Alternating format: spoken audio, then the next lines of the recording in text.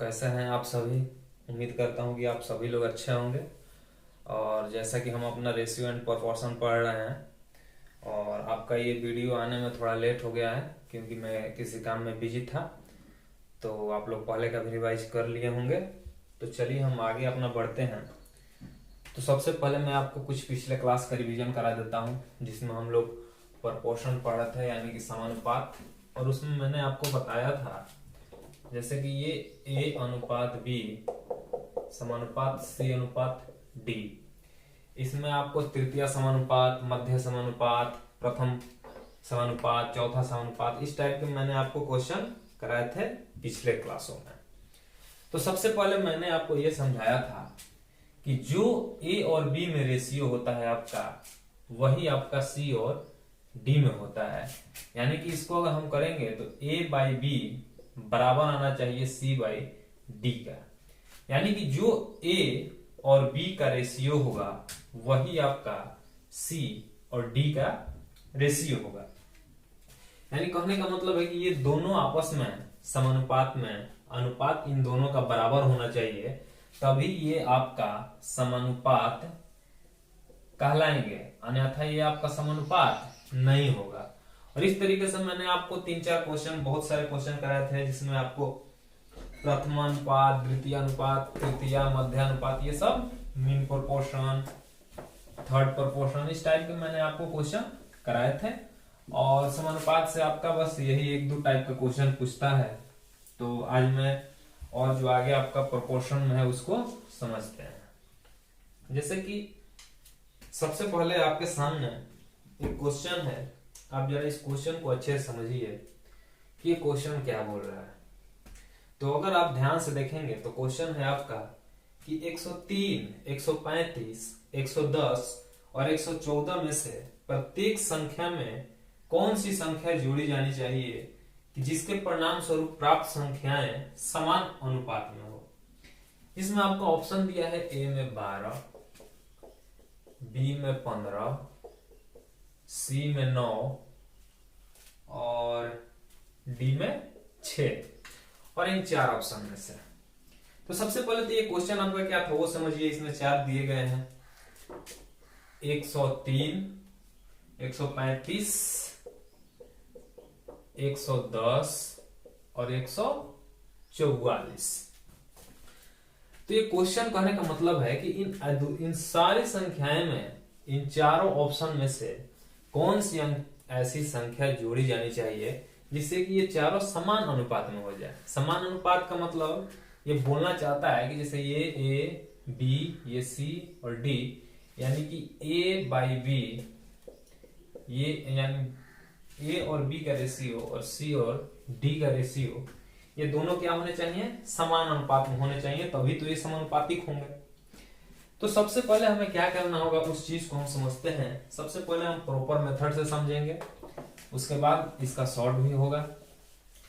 तो चलिए, जैसे कि मान लीजिए कि ये आपको मैंने पहले ही बताया था कि ये और ये आपका ये हो गया, ठीक। अब इसमें बोला है कि आपको कौन सी ऐसी संख्या जोड़ी जानी चाहिए। तो हमें ये नहीं पता कि कौन सी संख्या जोड़ी जानी चाहिए इन सब में। तो चलिए हम मान लेते हैं कि सब में हमने x जोड़ लिया। क्या जोड़ लिया? x जोड़ लिया। तो जब हम अब x जोड़ लिए और यही x का हमारा मान आना चाहिए और वही आपका आंसर होगा। तो ऐसे आप करेंगे तो थोड़ा आपका लॉन्ग जाएगा। जैसे यहाँ पर आप या तो क्रॉस मल्टीप्लीकेशन कीजिए तो ये और ज्यादा हार्ड पड़ जाएगा, या फिर आप यहाँ पर चाहे तो C एंड D लगा सकते हैं, जो कि मैंने आपको अभी नहीं बताया है। तो C एंड D भी हम नहीं लगा सकते, लेकिन अगर हम इसे चाहें तो ऑप्शन के जरिए हम आसानी से कर सकते हैं। कि हम ऑप्शन के जरिए कैसे कर सकते हैं। तो सबसे पहले आपका 103 प्लस x, तो हम पहले मानते हैं कि x बराबर हमारा 12 होगा। तो जब हम 12 मानेंगे तो 103 और प्लस में 12 करेंगे तो ये हो जाएगा आपका 15। फिर 135 प्लस 12 करेंगे तो ये हो जाएगा आपका 147। फिर बराबर 110 प्लस x करेंगे यानी कि ये हो जाएगा आपका 122। और फिर 144 प्लस 12 करेंगे तो ये हो जाएगा आपका 156। तो अब हमें दिख रहा है कि क्या ये और ये आपका बराबर है? नहीं, ये और ये बराबर आपका नहीं है। अगर आप इसे काटेंगे तो भी ये बराबर नहीं होगा। ठीक, तो अब हम दूसरे ऑप्शन को उठाते हैं, यानी कि हमारा दूसरा ऑप्शन कौन सा है? 15। यानी कि अब हमें x के जगह x के जगह अब हमें 15 रखना होगा। तो 103 प्लस 15 118, 115 प्लस 135 150, 110 प्लस 15 125 और 144 प्लस 15 159।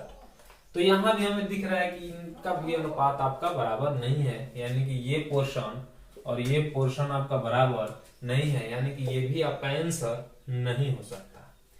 अब हम देखते हैं तीसरे ऑप्शन को। तो तीसरा ऑप्शन है हमारा 109 प्लस x के जगह पर अब हमें 9 रखना है।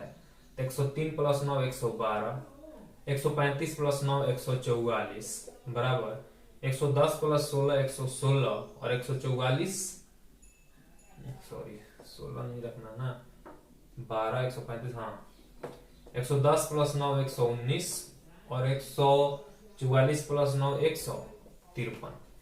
अब हमें दिख रहा है कि ये आपस में कटेंगे भी, तो इसको अगर हम 16 से कटाएं तो 16 साते 1200, 16 नवा 44। अगर इसे हम 17 से कटाएं तो 17 साते 1900, 17 नवा 5300। यानी कि इधर भी आपका रेशियो 7:9 है और इधर भी आपका 7:9 रेशियो है। यानी कि अब हमें दिख रहा है कि ये प्रॉपर आपका प्रोपेक्शन में हो गया। यानी कहने का मतलब है कि यहाँ पर अगर हम 9 इन सभी संख्याएं में 9 जोड़ दें तो ये जो हमारे ये चारों संख्याएं हैं 103, 135, 110 और 144, ये एक क्या हो जाएंगे? आपका समानुपातिक हो जाएंगे, यानी कि सब में समान अनुपात होगा। ठीक, तो इस तरह के क्वेश्चन आपको ऑप्शन के जरिए करना है। और रही बात की बहुत से लोगों को प्रॉब्लम इसमें होगा कि सर इसमें तो टाइम ज्यादा लगेगा, तो हाँ थोड़ा बहुत ज्यादा लगेगा, लेकिन अगर आप थोड़ा माइंड अपना शार्प रखेंगे तो आपको ज्यादा टाइम लगने वाला नहीं है। जैसे मैं आपको बताता हूं, चलिए देखिए, आप प्राइम नंबर जानते होंगे, जैसे कि 103 प्लस 12 115 हमें दिखा। तो 115 में आपका 23 गुना 5 होता है और 23 आपका प्राइम नंबर होता है। तो अगर आप 123 को अगर जैसे कि 103 में 12 जोड़ दिए तो 115 हो गया। फिर ऐसे ही अगर आप 110 में अगर 110 में 12 जोड़ेंगे तो ये आएगा आपका 112। तो इसमें हम कैसे करेंगे? तो इसमें भी 23 गुना 4 हो सकता है, 23 चौका 92 नहीं होगा। तो ठीक, तो सबसे पहले आपको प्राइम फैक्टर निकालना होगा कि इसमें तो आपका 23 होता नहीं है, लेकिन इसमें 23 होता है, इसमें आपका 23 नहीं होता है। तो इस तरीके से आप चाहे तो डायरेक्ट ऑप्शन देखते हुए भी आप कर सकते हैं। जैसे कि आप डायरेक्ट चाहे तो 103 प्लस 2 115 और फिर आप करेंगे तो 135 प्लस 12 147। तो 115 बटा 147 ये दोनों तो आपस में कटने वाले नहीं है। फिर हमें दिख रहा है कि 135 प्लस 12 जोड़े तो 147 होगा और फिर आप करेंगे 135 प्लस 15। तो इस तरीके से आप चाहे तो आसानी से कर सकते हैं। मैं आपको इतना समझा नहीं पा रहा हूं क्योंकि इसमें थोड़ा टाइम लगेगा और मुझे उम्मीद है कि आप समझे भी नहीं अभी, क्योंकि अभी आपको प्राइम नंबर में थोड़ा प्रॉब्लम होगा। जब आप प्राइम नंबर अच्छे समझ जाइएगा तो आप देखते देखते इसे कर सकते हैं। और अगर आपका प्रैक्टिस रहेगा तो आप देखते ही बता देंगे कि इसमें 9 ही आंसर होगा, क्योंकि 103 प्लस 9 112 होता है, 135 प्लस 9 144 होता है। तो ये दिख रहा है कि ये एक प्रॉपर फ्रैक्शन में कटने वाले हैं, जैसे 16 7 1200 और 16 9 4400। फिर आप करेंगे तो इसे भी आप काट सकते हैं। तो इस तरीके से अगर आपका प्रैक्टिस होगा और अगर आप ऑप्शन भी चेक करते हैं तो आप जैसे ही पहला या दूसरा ऑप्शन रखेंगे आपको समझ में आ जाना चाहिए कि ये तो अब आंसर हो नहीं सकता। ठीक, तो चलिए जैसे कि अब हम अपने अगले क्वेश्चन पर चलते हैं। एक क्वेश्चन मैंने इस पर और लिया हुआ है। जैसे कि आपका क्वेश्चन है कि 7 17 22 और 47 में कौन सी संख्या जोड़ी जानी चाहिए कि यह एक क्या हो, आपका समानुपात हो जाए। तो आपका है क्या क्या 7 17 22 और 47 में। ठीक, और ऑप्शन में दिया हुआ है आपका 1 2 3 4, यानी कि 1 3 2 और 4। तो सबसे पहले ऐसे ही दिखना चाहिए आपको कि 7 1 8, 17 1 18, यानी कि ये तो हो गया आपका 8/18। और इसके बाद हम करेंगे तो ये हो गया आपका 22 है 1 23, और 47 है 1 48। तो इसमें हमें दिख रहा था कि ये आपका क्या होगा, एक प्राइम नंबर होगा, और इसके बाद हमें 23 कहीं नहीं दिख रहा है, तो ये तो आपका आंसर होगा नहीं। फिर जैसे कि अगर हम ऑप्शन बी ले, यानी कि 3 को लें, तो ये हो जाएगा आपका 7 3 10, 17 3 20, 22 3 25, 47 3 50। तो ये आपको डाटा, यानी कि इनका डाटा देखकर हमें समझ में आ रहा था कि ये आपका देखिए सब में आपको 5 5 दिख रहा है, यानी कि ये हो सकता है कि 5 5 से कटने के बाद आपका एक प्रॉपर में आ जाए। तो जैसे यहाँ हम बताएंगे तो 10 दूनी का 20, यानी कि ये आपका 1/2 आएगा, और यहाँ पर 25 दूनी का 50, यानी कि 1/2 भी आएगा, यानी कि इसका भी अनुपात 1:2 है, और इसका भी अनुपात 1:2 है, यानी कि यही आपका आंसर होगा। अब आप चाहे तो और चेक कर सकते हैं, जैसे 7 2 9, 17 2 19। अब बताइए कि 19 यहाँ पर क्या आ गया, आपका प्राइम नंबर आ गया, तो 19 तो और कोई कटेगा नहीं। जैसे कि फिर मान लीजिए कि 22 2 24, और 24 4 28, तो इसमें भी तो हमें 19 नहीं दिख रहा है। तो इसलिए हम प्राइम, यानी कि जो हमारा अभाज्य संख्याएं होती हैं उन पर हम ज्यादा फोकस करते हैं, ताकि हमें आसानी से पता चल जाए कि इनमें से कौन सा ऑप्शन आपका नहीं हो सकता। लेकिन हो सकता है कि आप अभी ऐसे नहीं समझे, तो आप चाहे तो डायरेक्ट ऑप्शन से भी कर सकते हैं, और ऑप्शन वाला ही आपका बेस्ट तरीका है कि आप ऑप्शन को एक एक करके आप ऑप्शन उठा लीजिए। आपका जो ऑप्शन गलत होगा वो तुरंत ही आपको समझ में आ जाएगा कि ये आपका आंसर नहीं हो सकता है। चलिए, तो यहाँ पर आपका आगे समानुपात यानी कि प्रोपोर्शन खत्म होता है। अब हम फिर से अपना रेशियो पर चलते हैं, और उसके कुछ क्वेश्चंस हैं उसे हम अब बारी बारी से करते हैं। और मैंने आपको रेशियो का लगभग हर मतलब छोटे छोटे पॉइंट्स को मैंने आपको समझाए अच्छे से, उस पर बहुत सारे क्वेश्चन भी कराए हैं। एक टाइप में आपको 3 4 क्वेश्चन कराए हैं ताकि आपको कोई प्रॉब्लम ना हो।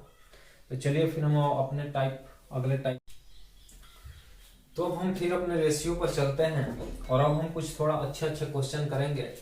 और अब थोड़ा आपका दिमाग, उम्मीद करता हूँ कि कैप्चर करेगा भी। तो चलिए, जैसे कि पहला क्वेश्चन है आपका, इस क्वेश्चन को थोड़ा ध्यान से देखिएगा। इस टाइप के क्वेश्चन आपको हर एग्जाम में देखने को मिल जाते हैं, या तो छोटे स्तर का एग्जाम हो या फिर कोई बड़े स्तर का एग्जाम हो, यानी कि पीटी हो या मेंस हो या जो सिंपल एग्जाम होते हैं फौज वो सब में ये आता है। ठीक है, तो इस टाइप के क्वेश्चन को आप थोड़ा ध्यान दीजिएगा। जैसे कि आपका पहला क्वेश्चन है कि वातानुकूलित शयन श्रेणी और साधारण शयन श्रेणी, यानी कि जिसे हम लोग एसी और जनरल बोगी बोलते हैं, वही ये 2 बोगी हैं जिसका किराया, यानी कि जो एसी है और जो आपका जनरल है, इनका जो आपका किराया है वो किराया आपका 4:1 के अनुपात में है। यानी कि अगर एसी में आप जाइएगा तो 4 रुपया लगेगा, और जनरल में जाइएगा तो 1 रुपया लगेगा। इस तरीके से आप समझिए। फिर बोला है कि वातानुकूलित शयन और साधारण शयन श्रेणी द्वारा यात्रा करने वाले की यात्रियों की संख्या 3:25 में है। यानी कि ये तो आपका ये किराया था, लेकिन जो इसमें जाने वाले यात्री थे उनकी संख्याएं कितनी थी, तो उनकी संख्याएं का अनुपात आपको दिया था 3:25। 3:25, ठीक। यानी कि ये तो आपका किराया था, और ये आपका इसमें जाने वाले आदमी थे। जनरल में ही ज्यादा होते हैं, भीड़ भाड़ कोचा कोची है, इसमें तो अपना सब अच्छे लोग जाते हैं। चलिए फिर देखते हैं। बोला है कि यदि कुल किराया संग्रह 37,000, यानी कि कुल किराया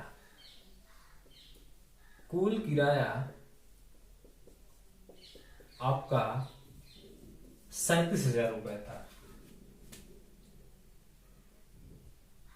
तो वातानुकूलित शेयर श्रेणी में यात्रियों ने कितने किराए का भुगतान किया, यानी कि एसी वाला आपसे पूछा है। तो एक चीज बताइए, आप थोड़ा आप यहाँ ध्यान से देखिएगा कि यहाँ कुल किराया का बात किया है, तो हमें सबसे पहले तो कुल किराया पता होना चाहिए कि कुल किराया आपका कितना हो सकता है। तो जैसे कि अब मान लीजिए, अब इस क्वेश्चन को आप छोड़िए, अब मैं आपसे पूछता हूं कि आप गए स्टेशन पर, जहां पर आपको मान लीजिए पटना जाना है, तो पटना जाने का जो टिकट का खर्चा है वो 10 रुपया है, यानी कि एक टिकट का किराया, ये क्या हो गया आपका किराया हो गया। एक टिकट का किराया 10 रुपया था और आप लाइन में लगे हुए हैं टिकट लेने के लिए।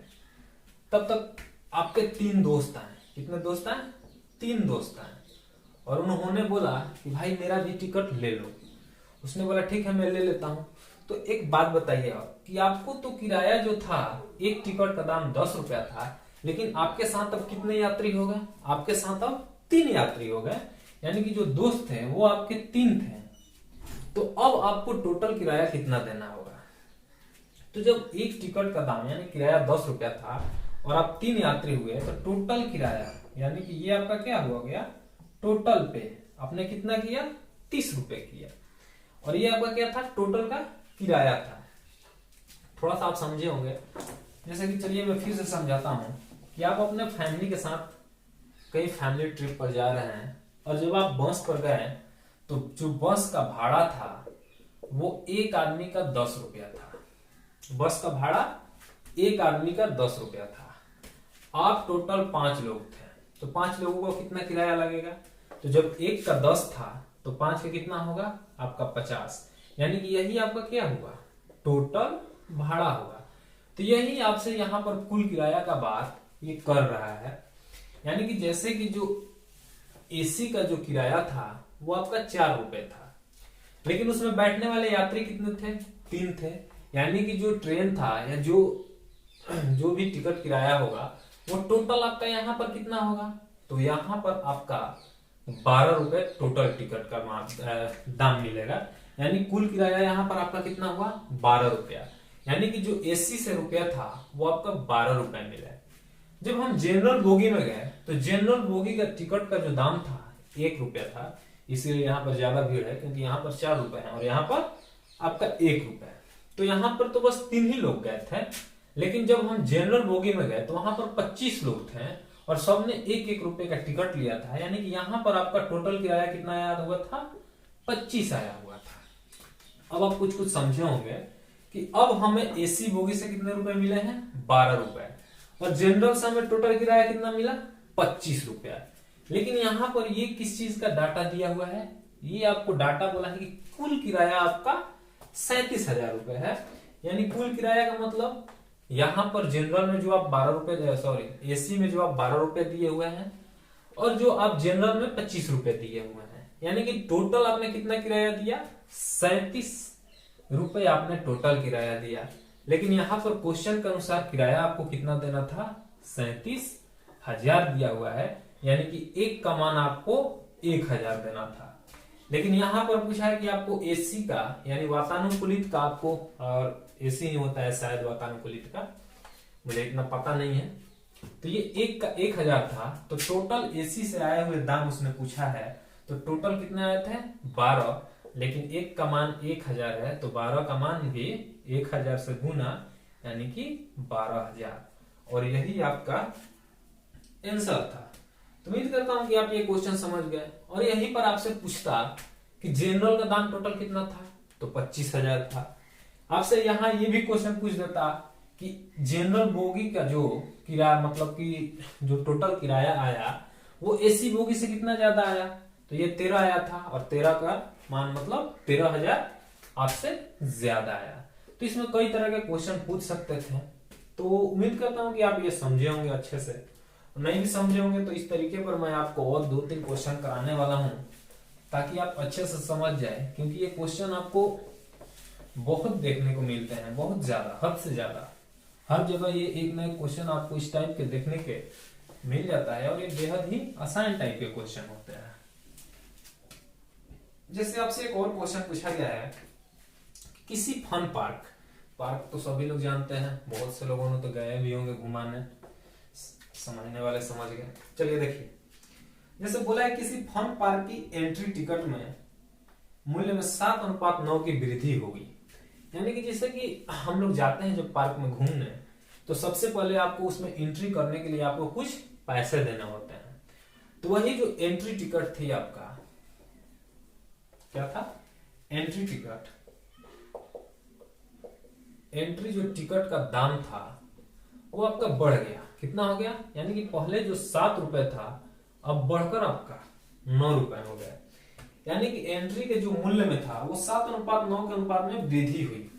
यानी कि जो एंट्री टिकट थी, यानी कि जो हम लोग जैसे ही जाते हैं वहां पर जो पैसे लगते हैं वो पहले 7 रुपए लगते थे, लेकिन अब ही वो आपके पैसे 9 रुपने लगे। यानी कहने का मतलब कि आपका दाम बढ़ गया। तो जो दाम बढ़ गया तो क्वेश्चन बोल रहा है कि ग्राहकों की संख्या में 13:11 की में कमी आई। यानी कि जो ग्राहक है वो आपका कम हो गए। निश्चित बात है कि अगर पैसा बढ़ेगा तो लोग थोड़ा कम होंगे। तो जो पहले 13 लोग जाते थे अब वो आपका कितना लोग जाने लगे, 11 लोग ही जाने लगे। यानी कि पहले आपका 13 लोग जाते थे अब आपका 11 रुपए जाने लगे। तो बोल रहा है कि प्रतिदिन होने वाले नया कलेक्शन कितना होगा यदि कीमत बढ़ने के पहले, यानी जो कीमत बढ़ा था उससे पहले की बात कर रहा है 227,500 है।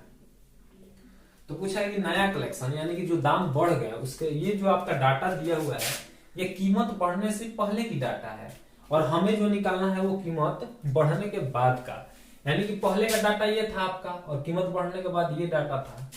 तो अब आप समझ गए होंगे कि जैसे कि आप गए पार्क में, आप टोटल 4 लोग थे। जब वहां पर गए तो आपका एंट्री टिकट जो था वो 10 रुपए था। तो 4 लोगों का आप टोटल कितना की पैसा दिए होंगे, तो 10 गुना 4 यानी कि टोटल आप 40 रुपए दिए होंगे। तो वही चीज है कि जो एंट्री टिकट थी वो पहले 7 रुपए थी, तब उसमें 13 लोग गए थे और जब एंट्री टिकट का दाम बढ़कर 9 रुपया हो गया तो ये अब यहाँ पर 11 लोग ही जा पाए। यानी कि टोटल जो आपका पैसा हुआ यहाँ से आपका 91 रुपए हुआ और यहाँ से आपका 99 रुपए हुआ। ठीक, अब बोल रहा है कि आप बताइए कि ये पहले का दाम था, माने यानी कहने का मतलब कि पहले आपका 91 रुपए आता था, लेकिन अब टिकट का जो मतलब मेन उसका कीमत था, यानी कि जो वहां पर पार्क वाले थे उनके पास अब 99 रुपए जाने लगे। और यही 91 का मान आपको, यानी कि जो मान दिया हुआ है वो आपको क्या बोला है कि कीमत बढ़ने से पहले, यानी कि कीमत जो बढ़ा है वो 99 रुपया हो गया और कीमत बढ़ने से पहले कितना था 91, और इसी 91 का मान आपको ये दिया हुआ है। और अगर आप चाहें तो यहां से भी आंसर निकल सकता है, लेकिन अभी आप नंबर सिस्टम नहीं पढ़े हैं इसलिए मैं आपको पूरा कराता हूं। क्योंकि यहाँ पर 99 है तो 99 में 11 इंटू 9 यानी कि 9 जो है आपका प्राइम नंबर है, यानी कि 11 आपका ऑप्शन में छुपा होगा और ऐसा ऑप्शन हमें सिर्फ और सिर्फ बी नंबर दिख रहा है, यानी कि 247,500 और यही आपका आंसर था। लेकिन चलिए मैं आपको टोटल कराने की कोशिश करता हूं। तो अब 91 का मान आपको इतना दिया हुआ है, यानी कि 91 का मान आपको 22,75,000 दिया हुआ है। तो आपको 1 का मान निकालना है और उसी 1 का मान में फिर हम 99 से गुना करेंगे। तो यहाँ पर हम देखेंगे तो ये 13 से कट रहा है या 7 से भी कट रहा है, किसी से भी कट रहा है। चलिए 13 7 से ही कटा लेते हैं तो ये जाएगा 13 बार में, ये जाएगा 70 का 21, 7 दूनी 14, 7 पचे 35, ये हुआ। फिर हम इसे 13 से कटाएंगे तो 13 दूनी का 26, यहां से निकला आपका 6, 13 पचे 65 यानी कि 2500, यानी कि 1 का मान आपका 2500 आ गया। क्योंकि हमें 99 का मान चाहिए था तो 99 गुना 2500। ठीक, और आप जब इसमें गुना करेंगे तो आपका आंसर आएगा। उम्मीद करता हूं कि आप ऐसे इस क्वेश्चन को अच्छे से समझे होंगे। आप गुना करके देख लीजिएगा, जैसे कि 25 9 आपका होता है 225, 25 का 5 हाथ में लगा 22, और 25 9 225 और 22 247, और यही आपका आंसर था। तो ये क्वेश्चन भी आप समझ गए होंगे। ठीक, चलिए फिर हम अपने अगले क्वेश्चन पर चलते हैं कि हमारा अगला क्वेश्चन क्या है।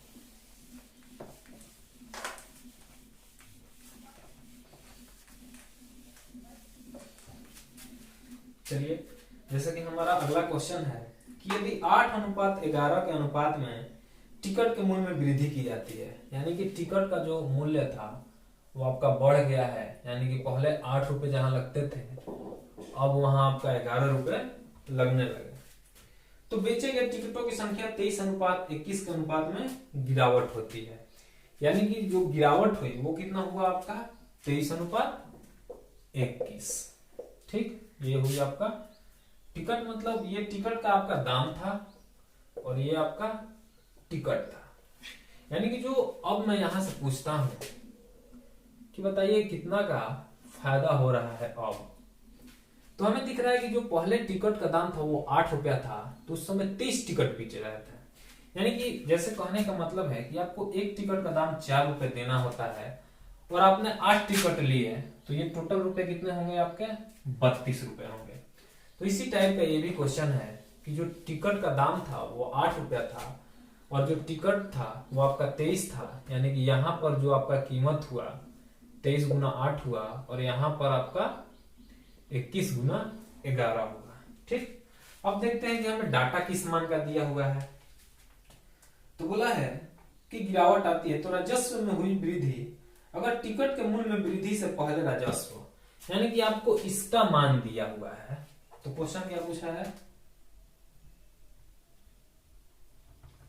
कि राजस्व में कितनी वृद्धि हुई, ये नहीं पूछ रहा है कि राजस्व का अभी कंटिन्यू का यानी फिलहाल का कीमत कितना है, ये आपसे पूछ रहा है कि जो पहले आता था और जो अब आता है उन दोनों में कितने का वृद्धि हुआ, यानी कि कितने का आपको डिफरेंस हुआ।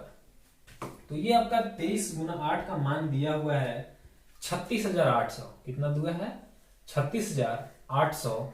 तो हमें एक का मान निकालना होगा और फिर हमें इसमें और इसका जो डिफरेंस होगा उसमें हमें गुना करना है। तो जब यहां से करेंगे तो अगर हम 8 से काटेंगे तो 8 चौका 32, ये जाएगा आपका 4, 8 छक 48 और 23 दूनी का 4600, यानी कि एक का मान आपका 200 आया। अगर यही क्वेश्चन पूछता कि अभी आपका कितना राजस्व है तो इसमें हम 200 से गुना कर देते, लेकिन ये पूछा है कि आपका वृद्धि कितना है, यानी कि जो ये आता था और जो अब ये आ रहा है इन दोनों में कितने का डिफरेंस है। तो जब डिफरेंस करेंगे तो हम गुना कर लेते हैं, आसानी होगा। तो 8 3 24 का 4 हाथ में लगा 2, 8 दूनी 16 और 4, 8 3 का 24 का 4 हाथ में लगा 2, 8 दूनी 16 और 2 18, और यहां पर करेंगे तो 21 से कम 21 का एक हाथ में लगा 2, 21 से कम 21 और 2 23, यानी 231। यानी कि जो पहले कीमत आती थी हमारी वो 184 रुपए आता था, लेकिन अब आपका 231 रुपए आ रहा है, यानी कि कितने का वृद्धि हो गया। तो 11 में से 4 गया 7, ये आपका हो गया 12 में से 8 गया 4, 47, और एक का मान 2 है तो 47 का मान 47 दूनी 9400, और यही आपका आंसर था। उम्मीद करता हूं कि आप ये भी क्वेश्चन अच्छे से समझ गए होंगे।